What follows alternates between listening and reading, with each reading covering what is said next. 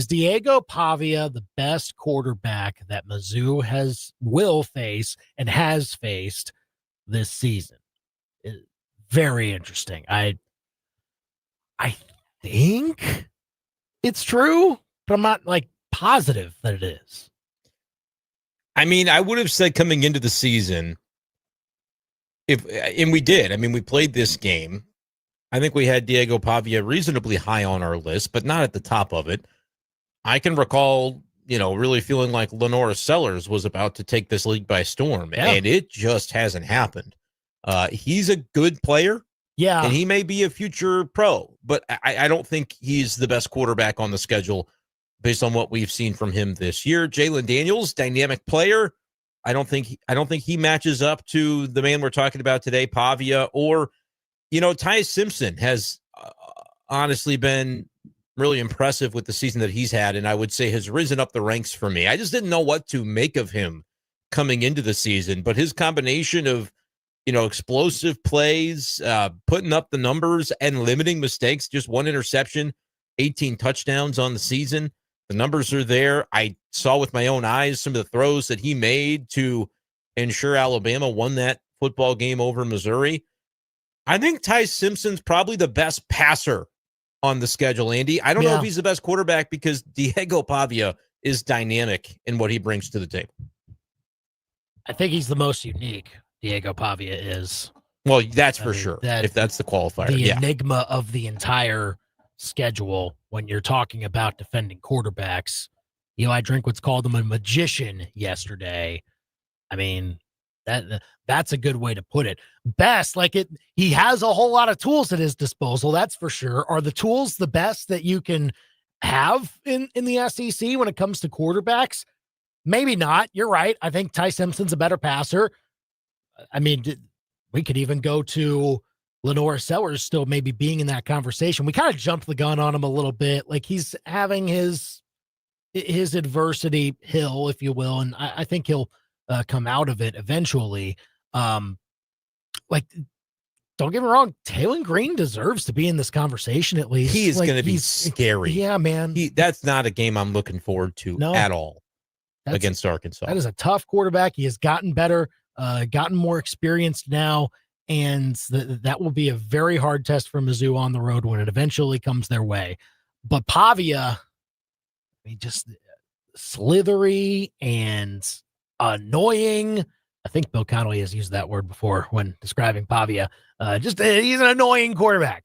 When you face him, you have to have so many contingency plans to where it probably won't have enough most of the time. So it becomes hard to defend in that way from how Diego Pavia operates.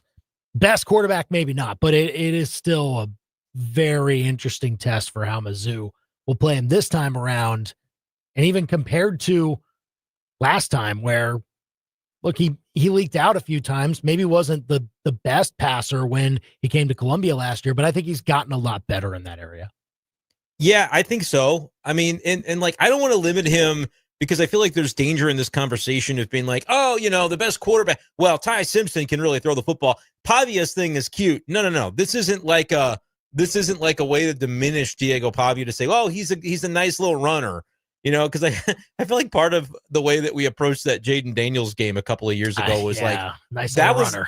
That was how and he diced you up through the air, and Pavia is liable to do the same because he is an elite player at the quarterback position. And I don't want to just break this down into, the tools of the trade and say that tools are all that matters because this dude wins as well. I think if we were Mizzou fans, the last couple of years talking about what makes Brady Cook so darn effective and great as Missouri's quarterback, it's because he just won. Sometimes there's that intangible that you can't quite put your finger on. And I am not discounting any of that when it comes to Diego Pavia. There is a fear factor when it comes to facing him because those things are real. Billy, what you got? There's also something I think to the quarterback position where it's what you add to the team. I don't know if Diego Pavia necessarily at Alabama would get the best out of what they have in that room, but I also think Ty Simpson wouldn't get the best of what Vanderbilt has in their room. I think that's been something that Vanderbilt's been lacking is that kind of edge that Pavia brings to the table. I think that swagger, honestly, has been important as anything he does on the field is just that attitude. And those guys feel like they can go to toe with anybody. And I think that's just something that's been missing even during the Franklin days, especially during the Mason days.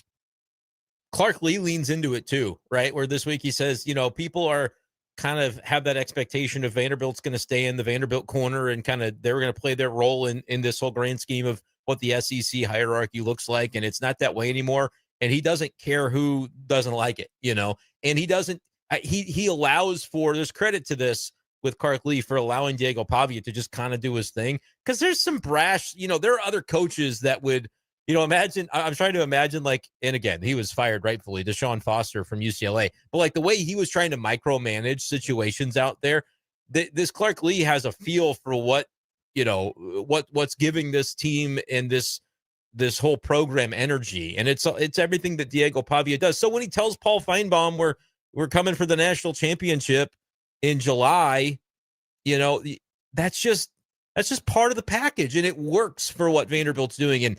And a lot of that does flow through Pavia. It will be interesting to see what happens with Vanderbilt after Pavia is gone. I don't doubt that they can continue to, kind of build up from where they've been, but Pavia is a huge part of the reason that as that kind of team dynamic, he's the heart of it, right? In more ways than just what he does on the field. Call or text us 875-KTGR if you want to weigh in. Is Diego Pavia the best quarterback that Mizzou will face this season? James saying he's the most athletic, but I think Simpson is better. Brenden saying Marcel Reed, fourth highest Heisman odds, slightly ahead of Pavia. Reed is the upgraded version of Pavia, slightly better passer and runner on a better team. Ooh, that's interesting comp. We didn't get to see Marcel Reed last year, so it's really difficult. That's one thing that I do have in my mind when it comes to Pavia is we did watch Mizzou beat this player and this team last year. Barely. It wasn't pretty. Yeah. It wasn't pretty. It kind of felt like the Auburn game a couple days ago. But they did win it. And he didn't throw for the world in that game. He did a nice job running, but we've at least seen it. With Marcel Reed, there is a little bit of the element of the unknown because we kind of watched him all year last year when he was starting instead of Connor Wegman and kind of knew what he was. But I would agree he's played at a much higher level this year than what Texas A&M got out of him a year ago.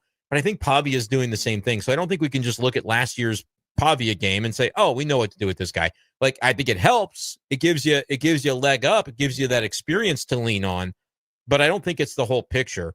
But Reed's an interesting comp, Andy, or just a candidate for this conversation because his numbers are really, really good. He probably is more talented, slightly better if that's your... I don't care about that, though. Not in this conversation. But Marcel Reed's winning, too. You can't doubt that. That's for sure. And look, I know with Vanderbilt, it's the underdog story. It's, oh, no one believes in us. Everyone's telling us to stay in the corner. They still need to kind of prove it, I think, a little bit. They also have kind of the something to prove mindset. In what regard? What do they have to prove in your mind? Well, what's the scale on that question? Well, if they're talking national championship, well, then, yeah, they definitely do need to be. Well, yeah, but that's every team other than maybe Ohio State. Okay, would be in that category. But consider last year we said, oh, they've arrived. Oh, and it was 7. We go 7-5. Yeah, 7-5. I can't remember. I guess they lost their bowl game if they went 7-5 in the regular season. James Franklin put together back-to-back 9-win seasons there, and so for everything Clark Lee has done, I think Clark Lee's been great. Still hasn't gotten to that mark just yet. And so obviously we're projecting out with what they should be able to do the rest of the season. Yeah, 9 wins is definitely on the table for Vanderbilt, but we still have to see it. And this game for them is a big step towards that. So I think there's still that type of mindset. They still have the underdog mentality. They can still play that, even though game day is going to be in their backyard. I think they still have that ability to do it. And certainly with Pavia, do you remember when Diego Pavia was just the guy who got suspended for taking a leak on the practice field at New Mexico? I vaguely, what was he? New Mexico State. He was New Mexico State's quarterback. That was him. It was the week that they were playing, and for whatever reason, for whatever reason, New Mexico State was using New Mexico's practice field. It was an indoor facility. I guess it was a bowl game or something, right? Well, it was something weird like that. I can't remember if it was Billy remembers. Okay, what do you got? Go ahead, Billy. Well, so earlier in the season, they had played the rivalry game, New Mexico State. And after New Mexico State won, Diego Pavia took a leak on the New Mexico practice facility. New Mexico State was invited to play in the New Mexico Bowl, which is in the University of New Mexico Stadium. He was banned, though, from the practice facility. That's right. So he couldn't practice with the team during the week. Right. So like that, I forgot that was like like mentally I remember talking about this story, but not connecting it to that Pavia was the same guy, and now I'm kind of remembering all that. Okay, we don't remember him for that anymore. That's for sure. Like he's the now that you bring it up, I do, but no, that was the top of mind, and then even the evolution to last year where he was, the guy being bold and brash and beating Alabama, but. Like you said, it was kind of, well, you go Billy got the info. They went 6-6 and then won against Georgia Tech in the Birmingham Bowl. So they're 7-6. Like that's a bowl season, sure, but that's not like to follow that up. You went 500 last year, really, and you follow that up with saying, yeah, we're national championship. That's in like with a dead serious look and a straight face. That's what he intends to do. Like. Yeah. And he's elevating. And I don't blame people for looking at them in the face and laughing when they say that. Like, but they're trying to back that up. It kind of fuels them, doesn't it? Right, We're finding out. And so I hate being against an underdog story because that's kind of our shtick, Well, our shtick is the STP. And now we have to go heel. We have to be the heel. And I think Drink's kind of playing the heel. No, that's kind of for them. That's not really about us. It's all, have fun with that. Yeah. I mean, we're just I think playing it's the way game. To play it. I wonder how that registers nationally. Like, are people saying like, come on, Drink? Yeah, they are. Doing? They probably are. But I think who gives a bleep how it registers nationally? I mean, no one around here does. That's for sure. No. And frankly, as much as sometimes the shtick from Drink gets on my nerves when it's like the way he kind of builds out, but that's like a Kirby Smart thing too, where we talked like, why is Kirby Smart's players coming off the field saying nobody believed in us when you were like consensus number one coming into a season and then you win the national championship? Drink is very good at kind of massaging narratives to ultimately prove a point with his players. And to Drink, that is all that matters. And so everything else is just a tool to be able to accomplish that, which is something that I'm saying to his credit. At times I might look at it and be like, all right, this is a bit, but it's always for something more that I think happens behind the scenes that we don't see. That's what I'm convinced of anyway. And that's why I think Drink's players love to play for this man. So you can bet that this is what we're seeing on the surface and what Drink is saying publicly. He is amping it up privately in a way that says that should piss you off. And he's going to utilize that, I think, to motivate his team. That's the name of the game. That it didn't get picked for your game. Maybe a little later. I don't know if it's that. I can't speak for what motivational tactics he's going to use. I just know he's going to use it. I think it's more about, they look, everybody wants to celebrate what Vanderbilt is doing, and it's this great story. Here's our STP isn't done, clearly. Yeah. So this is, the next step in our journey has to be the mentality. But it's interesting. Like, I think both coaches kind of carry a similar mentality and do so effectively, which is going to be interesting to see kind of how that lines up. But to the central point of all of this, when it comes to Diego Pavia, is he the best quarterback? I'm just going to say yes. I'm not going to say all yes. These. Like if someone like you should say yes, because Diego Pavia has kept being told no to similar questions like this. Oh, I'm not big enough. I'm not strong enough. I'm not fast enough, whatever it might be. You should say, yeah, he's definitely the best quarterback. That way he can't play the underdog. Well, and I don't know if that plays in or doesn't play in, but the reason I feel compelled to say yes, he is because we're talking about all the great things that he's doing. And elevating a program the way that he has as sort of the face of it. I don't want to then, put qualifiers on it and say, well, he might not be and then like add in all those things, because the results do speak for themselves. And I again, is he the most frightening quarterback to play against? That's another way you could frame it. And I might say that he is. I don't know that there's any quarterback that I would be more fearful to face in the conference than this guy, because there isn't really, in the way that you approach it, a limitation to the crazy stuff he can do on the field that can leave you on the wrong side of a football game. He's got that it factor. There is no one way to play him. That's for sure. It is a very tough challenge for how Mizzou will have to do it. I feel like this is maybe the most important game for both Zion Young and Damon Wilson for how they set the edges on this guy. I think it's a huge game for those guys. Because you have to affect him. You have to make him uncomfortable. But you can't be taken out of the play. Right. You have to be aware of he's going to try to leave the pocket. And it's not just those two. That's in conjunction with Corey Batoon and whoever they're deciding is going to be the spy, which I feel like there's got to be one, or what are we doing? It's here? like a box and one defense. Like devote one person to just shadowing him the entire game. In the ends, the edge rushers, keep him in the box. You know what I mean? Right. Like, or have a defensive plan that you try to funnel him in the direction that you want. And understand as well that when it goes wrong one time, and it will, don't get up finger pointing. Just get ready for the next play, because he'll do it again. Like, it's going to happen that he's going to break your contain. He's going to do something that you didn't intend. And that's just a credit to him as a player. But like, as long as there's no timidity, right? Eli Drinkwitz talked about looking timid in the offensive game plan, right? The way that the line was executing, the assignments and what they wanted to do, the play calls. The same is true, I think, on defense. Have confidence in whatever this plan is going to be going into contain, limit, force Pavia out of his element, whatever it is that they're going to try to do. I think, you got to make adjustments if it's not working, but there needs to be a confident plan going in of like, here's what we're going to attempt to do, and here's the why behind it.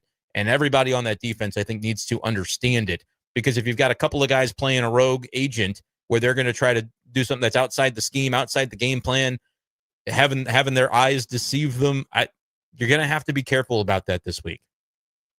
Adam saying 875 KTGR on our texter. I believe Simpson and Sellers are both better. We expose him this weekend. Ooh, that's bold. I don't think we exposed Diego Pavia. I do think that Alabama's defense showed he is not infallible. He can make a mistake. Yeah. He can force the issue at times and try to play outside of his capabilities. And his capabilities are vast. So that it's not often that you'll see that, but I think it's possible to do it to him. And, he's taken not a ton of sacks either. He's very hard to bring down, which is why I said, I don't want to get lost in the number of sacks that Mizzou, the number of times they bring him to the ground, affect the passes. And I do think it's a game where if you can pick him off a time or two, that's more telling than the sacks, because you're not. It's just very the number unlikely. Isn't all that important. I agree. I don't think they shouldn't try to, though. Like there should be some big plays defensively that set them behind the chains some way, somehow. Because again, sometimes in situations like that, a throwaway can almost be good for the offense. And you get back to the line of scrimmage and where you started and you live to fight another day. Like I still think there will be for an offense that thrives on its efficiency, trying to disrupt that as much as possible with a negative play or a TFL of some time. You should still try to create as many opportunities for that as you can, but that also is the balance, because there will be times where Diego Pavia is able to burn you on that sort of thing if you are too aggressive. And on third down especially is when you just have to kind of not let the Pavia magic happen. You can't get lost in the sauce on, whatever he's going to be trying to do. That's when it's going to be the most terrifying, is when it's 3rd and 13 and he breaks from that contain. And it's a decision of, am I about to see him hit somebody open downfield, or is he going to take it himself and Superman through the air on the sideline like he did in the LSU game to get a first down? That's where it's going to have to be nose to the grindstone, I think, for this Mizzou defense. But frankly, this game, it is going to be highly about the Mizzou defense. Don't get me wrong. Vandy's probably scoring 30 points, though. It's just going to happen. It's just going to happen. So this game is just as much about the Mizzou offense and the way that it's able to establish its identity with the football in its hand. Yeah, that's going to be a big part of this. Better. You have to run better in this game to have a chance. So we'll see if Mizzou can do that. Give us your thoughts. Is Diego Pavia the best quarterback the Mizzou has faced to this point or will face this season? 875-5847 if you want to call or text us with your thoughts on it.